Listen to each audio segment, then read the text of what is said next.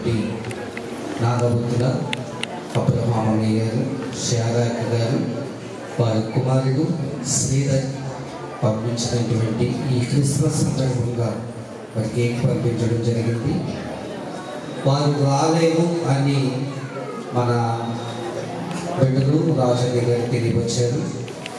మరి దైవజనులే దీన్ని ప్రార్థన చేసి కటింగ్ చేయాలనేసి వారు జ్ఞాపకం చేశారు.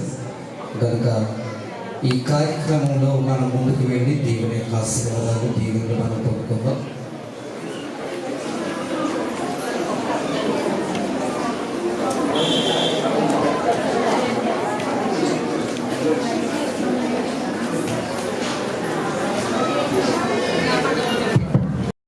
వారి పెద్ద కుమారుడు శ్రీధర్ ప్రతి సంవత్సరం కూడా క్రిస్మస్ రోజుని చక్కని కేకును పంపిస్తున్నారు.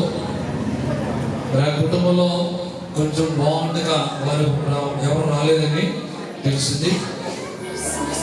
ఆ కుటుంబాన్ని దేవుడు ఆశీర్వదించి అబ్రహం గారిని, శారద గారిని, వారి కుమారులను, కుమార్తెని ఆశీర్వదించిన మొత్తం మనం ప్రార్థన చేద్దాం.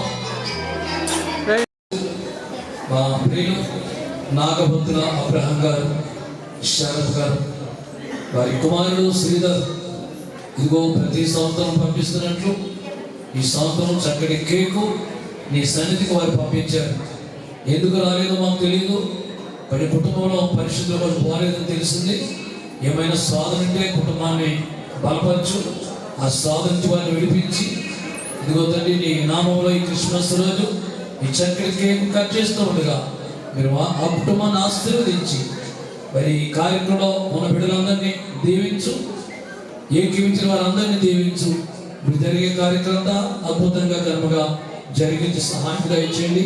ఇప్పుడు కేక్ కట్ చేస్తూ ఉండగా ప్రార్థన చేసి వాక్య ప్రకారంగా కేక్ కట్ చేస్తున్నాం. గొప్ప ఆనందం, సంతోషం కుటుంబానికి, ఇక్కడ మా సంఘటనలందరికీ దయచేయండి, సహాయం చేయండి.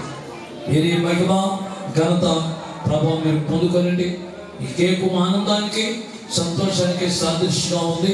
ఈ లోకాన్ని వచ్చావు కాబట్టి మరి ఆ రోజు మా తండ్రి బంగారము, సాంబ్రాణి, బాలము నీకు సమర్పించే జ్ఞానులు గొప్ప ఆనందాన్ని పొందుకున్నారు. గొర్రెలు కూడా వెళ్ళి కొన్ని కానుకలు అర్పించి తిరిగి వచ్చారు. అందుకు ఈ ఏర్పాటును బట్టి మీరు గొప్ప దీవెన ఇచ్చి మహిమ ఘనత ప్రభావం మీరు పొందుకునండి.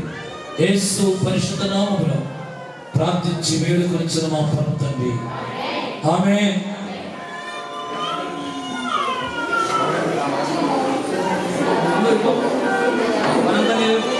దైవజనులు